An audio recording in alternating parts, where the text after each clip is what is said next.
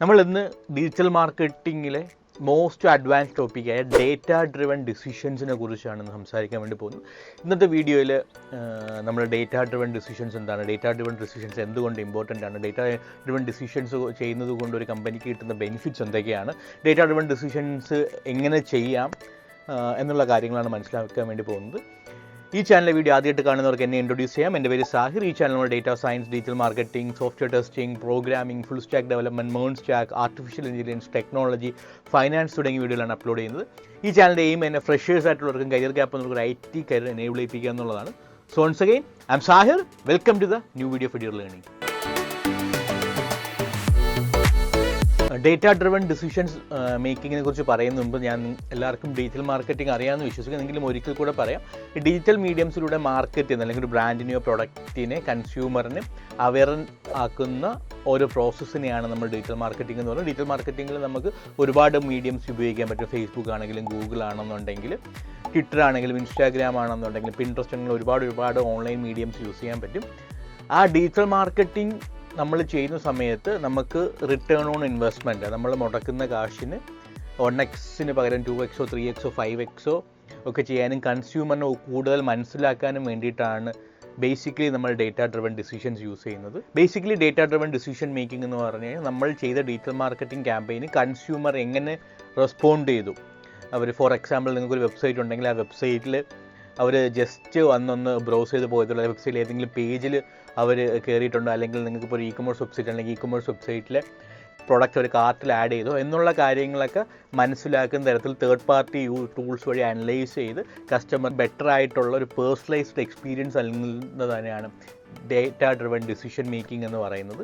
Data driven decision മേക്കിങ്ങിൻ്റെ ഉദാഹരണം പറയണമെങ്കിൽ നിങ്ങൾ പലപ്പോഴും ആമസോണിലോ ഫ്ലിപ്കാർട്ടിലോ ഒക്കെ പ്രൊഡക്ട്സ് പർച്ചേസ് ചെയ്യുന്നത്. പ്രൊഡക്ട്സ് പർച്ചേസ് സമയത്ത് നിങ്ങൾ പലപ്പോഴും ഒരു പ്രൊഡക്റ്റ് സെർച്ച് ചെയ്ത് ആ പ്രൊഡക്റ്റിനെ കുറിച്ച് ഡീറ്റെയിൽസ് നോക്കിയിട്ട് ചിലപ്പം ആ ഫസ്റ്റ് ടൈം തന്നെ ആ പ്രൊഡക്റ്റ് പർച്ചേസ് ചെയ്തിരിക്കാനുള്ള പോസിബിലിറ്റി ഉണ്ട് അല്ലേ. ഫോർ എക്സാമ്പിൾ നിങ്ങൾ ഒരു മൊബൈൽ വാങ്ങാനാണ് നോക്കിയെന്നുണ്ടെങ്കിൽ മൊബൈൽ ആമസോൺ ഫ്ലിപ്കാർട്ടിൽ സെർച്ച് ചെയ്ത് നമ്മളത് ആ പ്രൊഡക്റ്റ് പർച്ചേസ് ചെയ്താൽ പോകുന്നു വാങ്ങാമെന്ന് പറഞ്ഞിട്ട് നമ്മൾ ആ പേജ് എക്സിറ്റ് ചെയ്യുന്ന സാഹചര്യം, അല്ലെങ്കിൽ ചിലപ്പോൾ പലരും നമ്മൾ പ്രൊഡക്റ്റ് കാർട്ടിൽ ആഡ് ചെയ്യും പക്ഷേ വാങ്ങാതെ തന്നെ തിരിച്ച് എക്സിറ്റ് ആവാറുണ്ട്. അപ്പോൾ ഇങ്ങനത്തെ സാഹചര്യത്തിലേക്ക് നിങ്ങൾക്ക് അറിയാൻ പറ്റും. പിന്നീട് നിങ്ങൾ എവിടെ നോക്കിയാലും നിങ്ങൾ സെർച്ച് ചെയ്ത പ്രൊഡക്റ്റ് അനുസരിച്ചുള്ള ആഡ്സ് നിങ്ങൾക്ക് കാണാം. അല്ലെങ്കിൽ ആ പ്രൊഡക്റ്റിൻ്റെ പർട്ടിക്കുലർ പ്രൈസിങ് കുറഞ്ഞു കഴിഞ്ഞാൽ ആമസോണിൽ നിന്നോ ഫ്ലിപ്കാർട്ടിൽ നിന്നൊക്കെ അതിൻ്റെ നോട്ടിഫിക്കേഷൻ വരാനുള്ള പോസിബിലിറ്റി. മൊബൈലിൽ ആപ്പ് ഇൻസ്റ്റാൾ ചെയ്ത് ഡെഫിനറ്റ്ലി ഒരു നോട്ടിഫിക്കേഷൻ, അല്ലെങ്കിൽ ഇമെയിലോട്ട് തന്നെ നോട്ടിഫിക്കേഷൻസ് വരും. ഇതൊക്കെ നമുക്ക് ഡേറ്റ ഡ്രിവൺ ഡിസിഷൻ മേക്കിങ്ങിൻ്റെ എക്സാമ്പിൾസ് ആയിട്ട് പറയാം. ഇവിടെ ആമസോൺ ഫ്ലിപ്കാർട്ടൊക്കെ എന്താ ചെയ്യുക, നിങ്ങളുടെ വെബ്സൈറ്റിൽ എന്തൊക്കെ ചെയ്തെന്നുള്ളത് അവരുടെ ഡേറ്റ വെച്ചിട്ട് അല്ലെങ്കിൽ അവരുടെ അനലിറ്റിക്കൽ ടൂൾസ് വെച്ച് മനസ്സിലാക്കിയിട്ട് അതിലൊരു പർട്ടിക്കുലർ ഡിസിഷൻ, നിങ്ങൾ ആ പേജിൽ ചെയ്ത ആക്ഷന് കറസ്പോണ്ടിങ് ആയിട്ട് ഡിസിഷൻ എടുത്തിട്ട് അവരതിന് കറസ്പോണ്ടിങ് ആയിട്ട് നിങ്ങളോട് കമ്മ്യൂണിക്കേറ്റ് ചെയ്യാൻ ശ്രമിക്കുന്നു. ഇതല്ലേ ഇവിടെ സംഭവിക്കുന്നത്. ഇതാണ് basically data driven decisions in digital marketing എന്ന് പറഞ്ഞാൽ. ഡേറ്റ ഡ്രിവൺ ഡിസിഷൻസ് ഇന്നത്തെ കാലഘട്ടത്തിൽ മോസ്റ്റ് ഇമ്പോർട്ടൻ്റ് ആണ്. ഏതൊരു ഡിജിറ്റൽ മാർക്കറ്റിംഗ് പഠിച്ചിരിക്കേണ്ട വ്യക്തിയും അറിഞ്ഞിരിക്കേണ്ട മോസ്റ്റ് ഇമ്പോർട്ടൻറ്റ് സ്കില്ലാണ്. ഡേറ്റ ഡ്രിവൺ ഡിസിഷൻ മേക്കിംഗ് നമുക്കൊരു കസ്റ്റമറിൻ്റെ പേഴ്സണയെ ഭയങ്കര ഡീറ്റെയിൽഡ് ആയിട്ട് ഭയങ്കര അക്യുറേറ്റ് ആയിട്ട് മനസ്സിലാക്കാൻ സാധിക്കുന്നു. ഇതിൻ്റെ സഹായത്തോടെ കസ്റ്റമർ ഭാവിയിൽ ഏത് സമയത്ത് ഏതൊക്കെ പ്രൊഡക്റ്റ് നമ്മുടെ പ്ലാറ്റ്ഫോമിൽ നിന്ന് വാങ്ങാനുള്ള സാഹചര്യമുണ്ടെന്ന് മനസ്സിലാക്കാൻ പറ്റുന്നു. ഇന്ന് ഡിജിറ്റൽ മാർക്കറ്റിങ്ങിൽ വളരെ ഇമ്പോർട്ടൻ്റ് ആയിട്ടുള്ളൊരു സ്കില്ലാണ് ഡേറ്റ ഡ്രിവൺ ഡിസിഷൻസ് എടുക്കുക എന്നുള്ളത്. അതുപോലെ ഡിജിറ്റൽ മാർക്കറ്റിൽ കുറച്ച് SEO അല്ലെന്നുണ്ടെങ്കിൽ ഏതെങ്കിലും ഫേസ്ബുക്ക് ആഡ് ക്യാമ്പയിൻ റൺ ചെയ്യുക, ബ്രാൻഡിങ് ക്യാമ്പയിൻ റൺ ചെയ്യുക, അല്ലെങ്കിൽ ഗൂഗിൾ ആഡ്സ് റൺ ചെയ്താലൊന്നും ഇന്നിപ്പം നമുക്ക് ഡിജിറ്റൽ മാർക്കറ്റിംഗ് മേഖലയിൽ ശോഭിക്കാൻ കഴിയത്തില്ല. അതിന് നമുക്ക് ഡേറ്റ ഡ്രിവൺ ഡിസിഷൻസ് എടുക്കണം. അതിൻ്റെ പ്രധാന കാരണം നമുക്കൊരു ഡേറ്റയിലൂടെ നമുക്ക് കസ്റ്റമേഴ്സിനെ ഐഡൻറ്റിഫൈ ചെയ്യാൻ പറ്റും. നമുക്ക് കസ്റ്റമറിനെ ആക്യുറേറ്റ് ആയിട്ട് അവരുടെ പേഴ്സണയെ ഒരു ബിഹേവിയർ ഐഡൻറ്റിഫൈ ചെയ്യാൻ പറ്റും.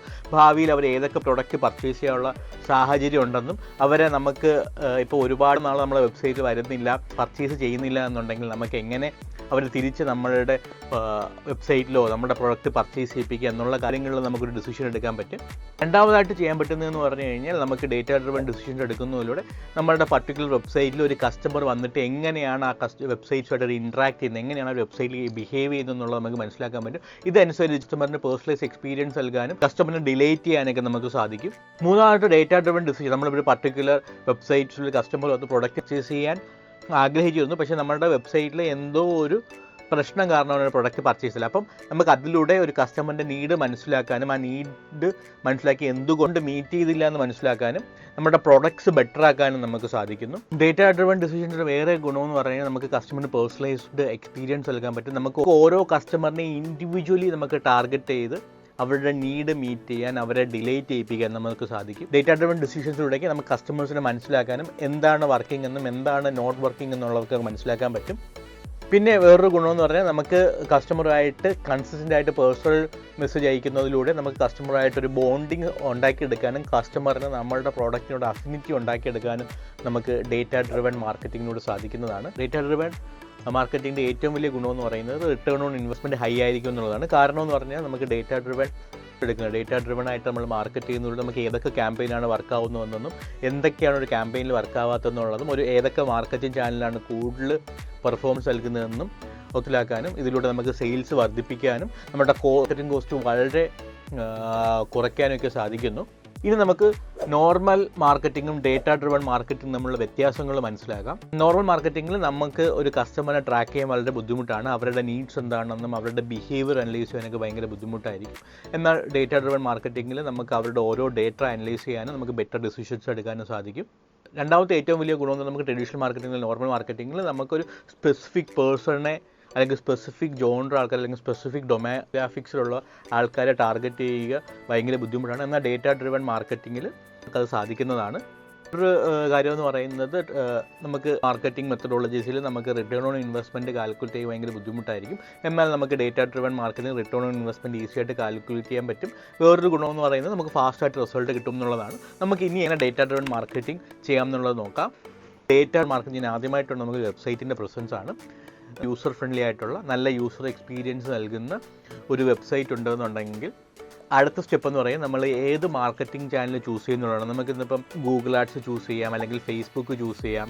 അങ്ങനെ ഏത് മാർക്കറ്റിംഗ് ചാനൽ, അല്ലെങ്കിൽ നമുക്ക് ഇമെയിൽ ക്യാമ്പയിൻസ് ചൂസ് ചെയ്യാം, വാട്സപ്പ് ചൂസ് ചെയ്യാം. അപ്പോൾ അതിൽ ഏത് ചാനൽ നിങ്ങൾ ചൂസ് ചെയ്യും എന്നുള്ളതാണ് രണ്ടാമതായി ഡിസൈഡ് ചെയ്യേണ്ടത്. നിങ്ങൾ ഇങ്ങനെ മാർക്കറ്റിംഗ് ചാനൽ ചൂസ് കഴിഞ്ഞാൽ ആ മാർക്കറ്റിംഗ് ചാനലിനെ കുറിച്ച് ഇൻഡെപ്ത് ആയിട്ട് പഠിക്കുക. മാർക്കറ്റ് ചാനലിൽ എന്തൊക്കെ തരത്തിലുള്ള മാർക്കറ്റിംഗ് നമുക്ക് ചെയ്യാൻ പറ്റും, എന്തൊക്കെ തരത്തിലുള്ള ഡേറ്റ നമുക്ക് അതിൽ മാർക്കറ്റ് ചെയ്ത് കിട്ടും, അല്ലെങ്കിൽ അതിൽ നിന്ന് നമുക്ക് എന്തൊക്കെ ഡിസിഷൻസ് എടുക്കാൻ കഴിയും എന്നുള്ള കാര്യങ്ങളൊക്കെ നമ്മൾ ഐഡൻറ്റിഫൈ ചെയ്യാം. നമുക്ക് ഗൂഗിൾ ആണെങ്കിൽ ഗൂഗിൾ അനലിറ്റിക്സ് നമുക്ക് യൂസ് ചെയ്യാം, ഫേസ്ബുക്കിൽ പിക്സൽസ് നമുക്ക് യൂസ് ചെയ്യാം. ഇങ്ങനെയൊക്കെ യൂസ് ചെയ്തിട്ട് അവരിൽ നിന്ന് നമുക്ക് ഡേറ്റ കളക്ട് ചെയ്ത് യൂസേഴ്സ് നമ്മുടെ വെബ്സൈറ്റിൽ എങ്ങനെയാണ് ഇൻട്രാക്ട് ചെയ്യണമെന്ന് നമുക്ക് മനസ്സിലാക്കാൻ സാധിക്കും.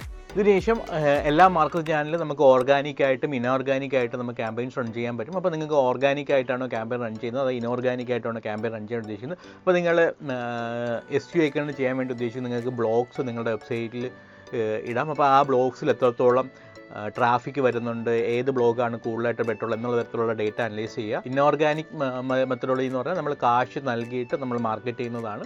അപ്പോൾ ഇതിനായിട്ട് നമുക്ക് പെയ്ഡ് മീഡിയംസ് ഗൂഗിൾ ആഡ്സും ഫേസ്ബുക്ക് ആഡ്സൊക്കെ യൂസ് ചെയ്യാം. അപ്പോൾ ഈ ഗൂഗിൾ ആഡ്സ് ഫേസ്ബുക്ക് ആഡ്സൊക്കെ റൺ ചെയ്തിട്ട് യൂസേഴ്സ് എത്രത്തോളം നമ്മുടെ വെബ്സൈറ്റ് വരുന്നുണ്ട്, അതിന് ഒരു ട്രാഫിക്കിന് എത്ര കോസ്റ്റ് ആവുന്നു, അല്ലെങ്കിൽ ഒരു സെയിൽസിന് എത്ര കോസ്റ്റ് ആവുന്നു, അല്ലെങ്കിൽ ബ്രാൻഡ് അവയർനെസ് എത്ര കോസ്റ്റ് ആവുന്നു, ഏതൊക്കെ ടൈപ്പ് ഓഫ് വീഡിയോ, അല്ലെങ്കിൽ ഏതൊക്കെ ടൈപ്പ് ഓഫ് ബ്ലോഗ്, അല്ലെങ്കിൽ ഏതൊക്കെ ടൈപ്പ് ഓഫ് പോസ്റ്റ് ഇട്ടപ്പം നിങ്ങൾക്ക് എത്രത്തോളം കോസ്റ്റ് കുറച്ച് കിട്ടി എന്നുള്ള കാര്യങ്ങൾ ഐഡൻറ്റിഫൈ ചെയ്യുക. അതായത് ഏറ്റവും ഇമ്പോർട്ടൻ്റ് ആയിട്ട് സ്റ്റെപ്പ് എന്ന് പറഞ്ഞാൽ നിങ്ങളുടെ സോഷ്യൽ മീഡിയയിലും നിങ്ങളുടെ വെബ്സൈറ്റിലും നിങ്ങൾ ഓൺലൈനിൽ നിങ്ങളുടെ പ്രസൻസ് കൂട്ടാൻ ഉപയോഗിക്കുന്ന എല്ലാ ഡേറ്റയും ഇൻഡെപ്തായിട്ട് അനലൈസ് ചെയ്യുക എന്നുള്ളതാണ് നെക്സ്റ്റ് സ്റ്റെപ്പ് എന്ന് പറയുന്നത്. ഇങ്ങനെ ചെയ്തതിന് ശേഷം നമ്മൾ ഏതൊക്കെ ചാനൽസാണ് ബെറ്റർ ആയിട്ടുള്ളത്, ഏതൊക്കെ ടൈപ്പ് ഓഫ് കോണ്ടൻറ്റ്സ് ആണ് ബെറ്റർ ആയിട്ടുള്ളത് എന്ന് മനസ്സിലാക്കുകയും അതനുസരിച്ച് ബെറ്റർ ആയിട്ടുള്ളതിൽ കൂടുതൽ റീവർക്ക് ചെയ്യും, അതിൽ സ്ട്രാറ്റജീസ് ബിൽഡ് ചെയ്യുകയും ചെയ്യുക.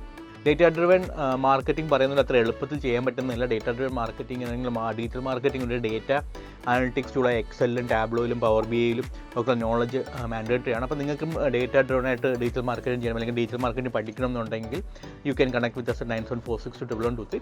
ഇവിടെ നമ്മൾ ഡിജിറ്റൽ മാർക്കറ്റിംഗിനെ കുറിച്ച് ഒന്നും അറിയാത്തവർക്ക് വളരെ ബേസിക്കിൽ നിന്ന് അഡ്വാൻസ്ഡ് കൺസെപ്റ്റ്സ് വരെ റിയൽ ടൈം പ്രോജക്ട്സിലൂടെ പഠിപ്പിക്കുന്നുണ്ട് ഇവിടെ.